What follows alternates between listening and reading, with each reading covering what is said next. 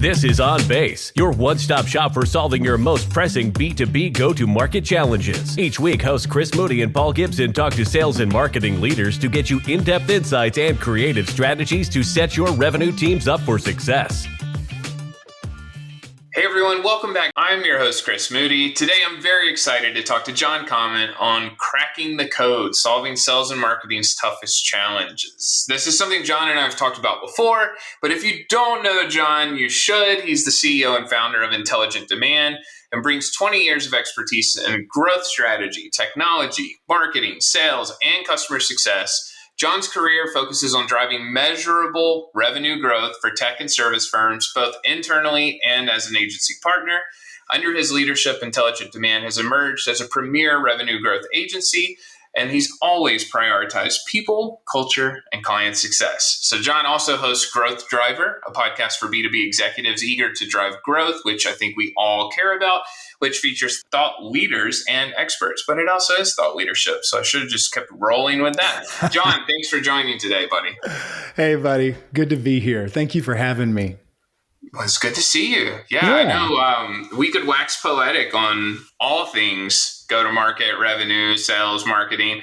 So we'll jump in today because everyone wants to hear from you. But the first one I'd love to talk about is alignment, right? We've talked about it for decades. You and I have done webinars on this before. It really hasn't improved over the years. But what are the ongoing challenges with sales and marketing alignment, and why should companies care about improving it? Yeah. Well, first of all, we need to root this topic of alignment in a couple of truths, I think. And the first, maybe most important truth is B2B growth is a team sport. There is no go-to-market motion, ABX, demand gen, even PLG, community-led, customer-led, near-bound, ecosystem. There is no go-to-market motion where cross-functional alignment is not. It used to be strongly recommended, and I think what we've all learned is now mandatory. So B2B growth is a team sport. And if you want to keep your job, if you want to succeed in your career in the world of B2B go-to-market, you have got to be part of the solution. And the solution always includes double doses of cross-functional alignment. So that's the first thing. A second thing is, and it's not just, and when I talk about alignment, I am not talking about trust falls at the RKO, or having drinks. Although I love to go have a good drink with my sales partners or my product partners or my CSP. It ain't about that. It's about unlocking the serious, there's a huge body of research out there about companies and go-to-market teams that can crack that code on cross-functional alignment. They get higher win rates. They have higher NRR, greater cross-sell, higher ROI on their go-to-market spend. And we can put this in the show notes if you want, but go just Google it or, Perplexity it. So that's the thing. So do you agree with that? Because I think that's it's good to start with first principles. Yeah, absolutely. Many folks magically think things will improve just by doing their job. And that's never the case. We have to be intentional about how we align, how we communicate, what success looks like, all those things. That's right. Well, and so with that sort of base laid out, truth one, B2B growth is always a team sport. Truth two, it's actually worth it. It's not a nice to have, it's a business imperative. So with that kind of laid out, I think the question is, why have we not cracked the code on alignment yet? Why? And I've spent at least every other day of the last 10 years thinking about this. I think we all have if you do B2B growth. And I think ultimately it's a failure first of strategy. Lack of alignment is a failure of strategy. And secondly, it's a failure of leadership. And I just want to let that sit for a second. But I have a lot of empathy for those of us who are in the strategy and the senior leadership business, right? So let's talk about that. So lack of alignment comes, and I'll explain this in a second, a lack of strategy and a lack of leadership. But before I, go into that, I want to say it's a hard job. And most of the people who are responsible for strategy and leadership work their tails off. They're smart, they're ambitious, they're motivated. They do not suffer from a lack of curiosity. I'm talking about our customers, our friends in the market. So it's not because it's not because they don't want to, and it's not because they're not smart. I think it's because we have an entire industry, an entire field of marketing, sales, product, CS that has just never seen and experienced better, either at all, or maybe they started to 1 or 2 times in their career. So I really do. I think you're right. I mean, I was frustrated last week because sometimes I feel like we're in this pursuit of perfection. And to your point about better, to get to better, you have to constantly do those iterative improvements. And I've seen a lot of firms over rotate on getting things perfect. And in the time you wait to get things perfect, you're missing out on what could be better. And to your point, like, it's not just going out to the bar and high-fiving and saying we're aligned, but join a call. As a marketer, like, join a call with sales. Yeah. Add value to sales. Just make these tiny little baby steps to make it better and better and better. But we see that a ton too. I've been looking forward to this because I want to unpack this with you. So where does misalignment really come from? Because what I just said is none of us want it. We're all aware of it. And yet we can't seem to crack the code. So how does it start? Where does it start? And I'd be interested in your take on this, but I think, and I've observed in my career, it starts at the top and with goals, strategy, and leadership, right? And so the way that I've only half jokingly described it is the way most companies, if you really are just brutally honest, the way most companies go to market is the board and the CEO exit the annual planning process with something that says, like, we're going to grow 25% year over year and budgets will be flat. And you're like, okay. And then they skip a whole lot of things and they go straight to their org chart, which is by definition, it's an org chart. So if you think about org charts, CEO at the top, we've got product over there, we've got marketing, we've got SDR, we've got sales, we've got CS, we've got finance, we've got operations. An org chart by definition, especially if you're organized functionally, is silos. It's functional silos. So we come out of the board meeting or the annual planning process with 25% year over year growth because that's what we need. And budgets are up maybe single digit, maybe flat. Dear God, maybe they're being cut. And then they go to their org chart and they say, let her rip, y'all. And there's this tendency where the org chart is almost the surrogate for the go-to-market strategy. And what that begets, I think, is smart, hardworking people in each of those functional silos hurling disconnected strategies and tactics and tools and data and analytics at this fuzzily defined growth goal. I literally think that's often what it happens. Now, that's a little brutal. I know that's a little brutal. And I think around the edges, usually in the annual planning process, we have big goals and lots of PowerPoints where we say we're going to do this or we're going to do that. But it quickly falls apart because the gravitational pull of silo, at Intelligent Demand, we call it siloed heroics. It pulls people back into their functional caves. And that's where the failure of strategy and leadership comes in, is because, our whole industry is fighting that muscle memory of siloed heroics. And it takes senior leadership change management.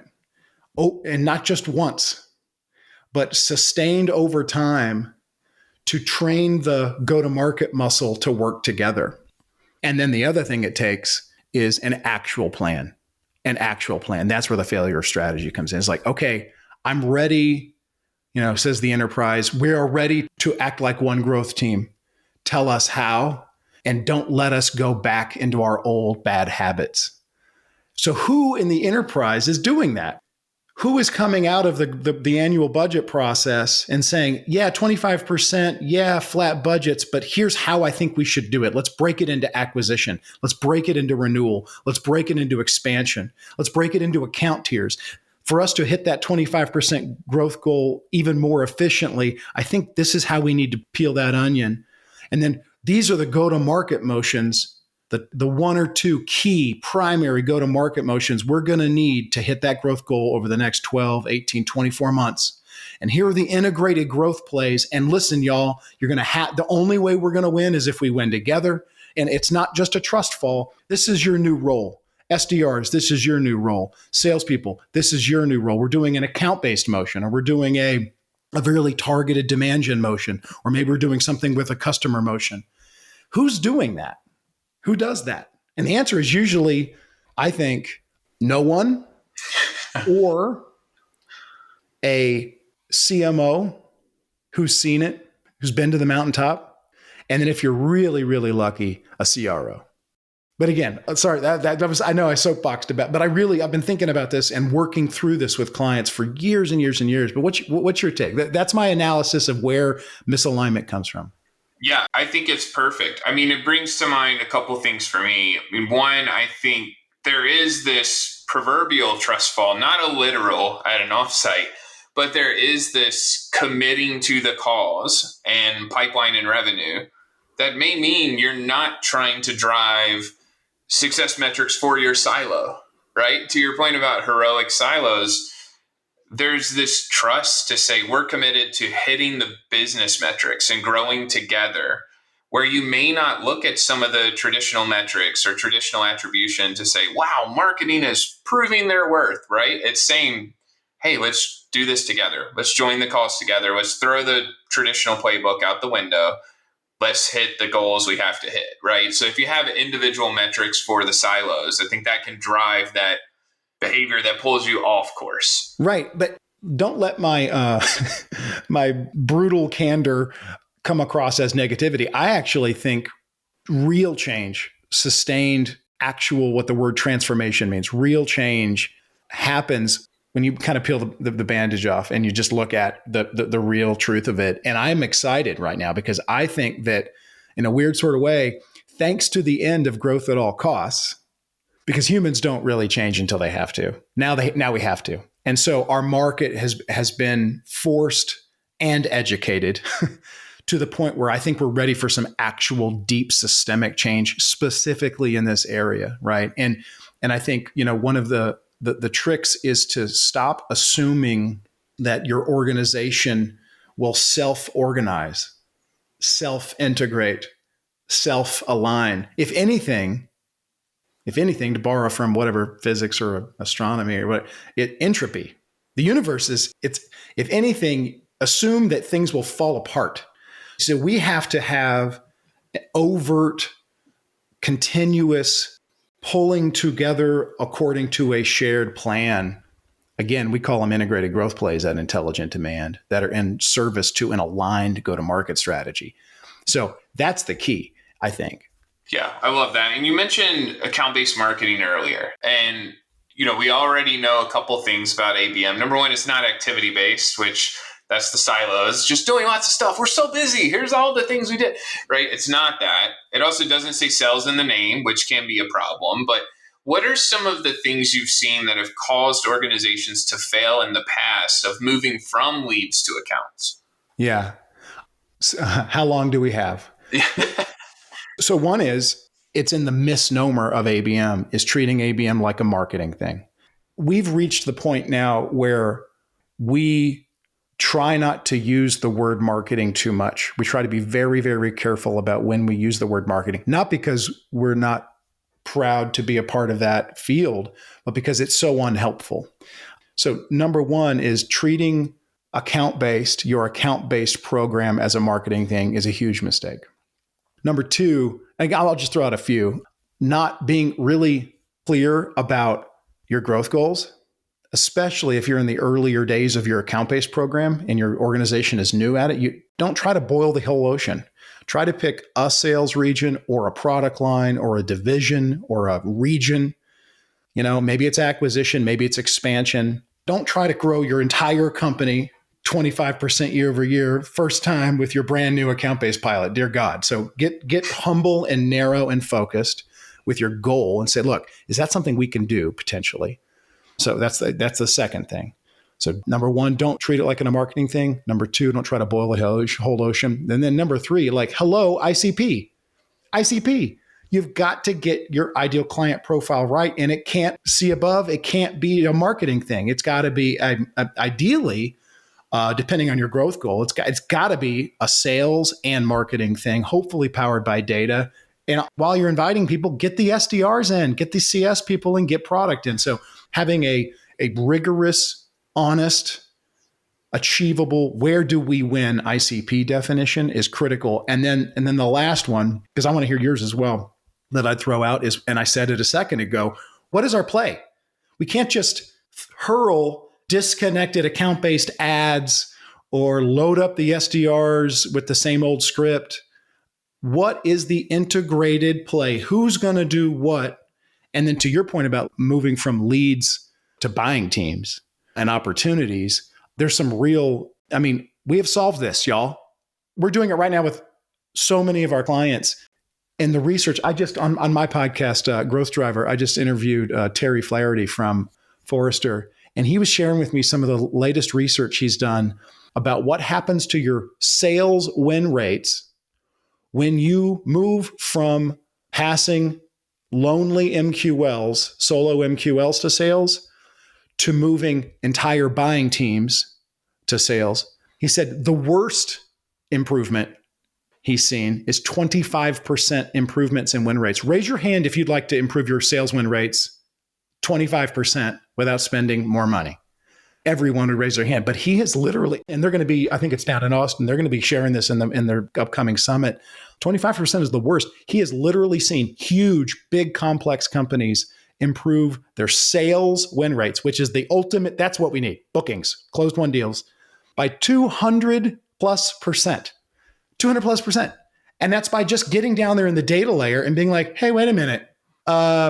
Buying teams buy, not single, like, hello, like how does B2B buying happen? Oh, it's buying teams. Why are we passing solo MQLs and making that the penultimate wonderful metric for anyway, so those are a handful of reasons why ABM underperforms. I will tell you, they're all solvable, like really solvable. It's not crazy science. Yeah. I could keep going, but what are a few that you causes of underperforming ABM programs? I think you hit on the big ones I would stress. First, that ICP, right? Sales owns the list. So if you're not aligned with sales and you're just sending ads on their behalf or just passing along intent data, if you're not connecting, here's what we have, here are the insights, and here's the different connected play we need to run, that to me seems to be the biggest mistake. I think a lot of times you'll have eager marketing teams that are motivated, that are trying to do this, but they're not always talking the same language with sales, and they haven't figured out what we do differently with this information or with this play. So you can't just say we're doing account-based and have some cool data and not do anything differently with it. That's just a slightly better lead, right? Like if we were brutally honest in how we structured this, which, even just checking the clock, I think we should schedule time, and we can tack this on to this podcast episode, but I think we should schedule an hour and just dive into the traditional go-to-market playbook, how it's becoming outdated and what we're seeing now. I know you and I have talked about this before, but on the fly, I think we should schedule more time, hook it into this too, because it's a huge conversation point. I think everyone wants to talk about the success, but we need to understand those failures and what we used to do and what we're still doing and how we have to make the change to get to where we need to be. Because the classic quote, like, what got us here won't get us there. We're all living that. Terry told me this. Do you know how old the MQL is? It's 25 years old. It's 25 years old. And I love it's been haunting me a little bit. What he said, the MQL is old technology. And I was like, oh, I like that phrase. I'm going to use that phrase. And you know what else is old technology? This. And God love them, because I love a funnel model and a waterfall as much as anybody. But this book, Predictable Revenue, which was published in 2011, which how many years ago was that? 13 plus years ago. That combined with the rise of another horribly named, so ABM, bad name, marketing automation, awful name. But while we're talking awful names, intent data, that's another stupid name. But anyway, so this book combined with the rise of marketing automation and then how marketing automation laser locked it welded itself to the first and second Serious Decisions waterfall, helped our industry tremendously, but it because it helped us think about process. It helped us think about role, and it gave us the beginnings of it was deeply flawed, but the beginnings of some sort of a measurement model for B2B marketing. So it helped in those areas, but everything else, it has been super harmful. And so when I think about the old playbook, and we can unpack this in a follow-up if you want. And by the way, this is literally what we're doing with all of our clients, is helping them to get real about where they are when we meet them at the beginning of the engagement, to not just paste go-to-market delusional thinking on top of it and just like add more tech, add more buzzwords, add more jargon, add more activity on top of your unexamined, broken old playbook and just hope it works out. That's what a lot of companies do, but instead be like, let's get real, because efficient growth is forced. See above, efficient growth now is we can't just keep adding and spending more. We have to fundamentally take a fresh, zero-based look at our go-to-market strategy and how we execute cross-functional, I hope, execution, actions, plays, and say, what is working, what is not working, what is old and needs to be updated, what is useful and needs to be updated, what needs to be thrown out, and that's strategically, tactically, and technology, and then write a new playbook and say, this is how we're going to do it now. And I think that's how you poke at what you said a second ago. I liked how you put it. You were speaking to this tendency, I think, where we just sort of do more stuff. It seems like we never pause and say, wait a minute, what should we not do? Yeah, totally. It makes perfect sense. So, okay, we have a couple lightning round questions, but here's the commitment. So for everyone listening, John and I are going to look at our calendars. We're probably both about to be at the same event that he mentioned. So we're going to look at our calendars. We're going to schedule a big block of time that's kind of never ending. And let's rant on this. We may turn into the playbook that we need to turn into a piece of content. That'd be great. So yeah, no, that's great.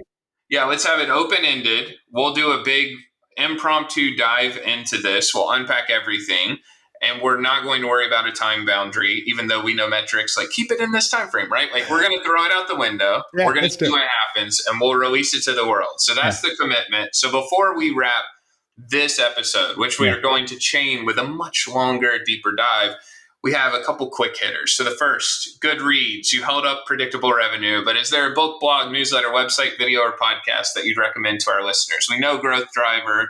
We know predictable revenue. The Lenny podcast, he's been killing it. And as folks who run podcasts, it's like, all hail Lenny. So that's one. And that's really relevant to anybody who'd be geeky enough to listen to your or my podcast should be listening to Lenny's podcast. That's one. I really have been enjoying April Dunford's work around positioning and sales messaging. She's got a couple of books out. I'm going to pull one from like college. Philip Kotler on marketing is it's a book that I read. It got me into marketing when I was a young kid who had hair. And it is so fun to me to go back and read the fundamentals. Guess what? They still apply, y'all. They still apply. So those are three sort of sources. Yeah. Love that. Another quick hitter. Could you share any names of inspirational people in the B2B space that you recommend we bring to the show? Well, you know him. Scott Albrow's always a good talk, a good discussion. I really have been enjoying Sam Jacobs' work out of the Pavilion Group. I just went to a Pavilion thing in New York, and it was really great. He's really smart. And then someone who I've been enjoying is Mark Strauss. He's just such a smart dude around analytics. So those are three off the top of my head. Sweet. And then most important of all, how can people get in touch with you after the podcast? Oh, yeah. LinkedIn is a great, just find me, John Common on LinkedIn. And I really love talking shop. I really would love to hear from anybody.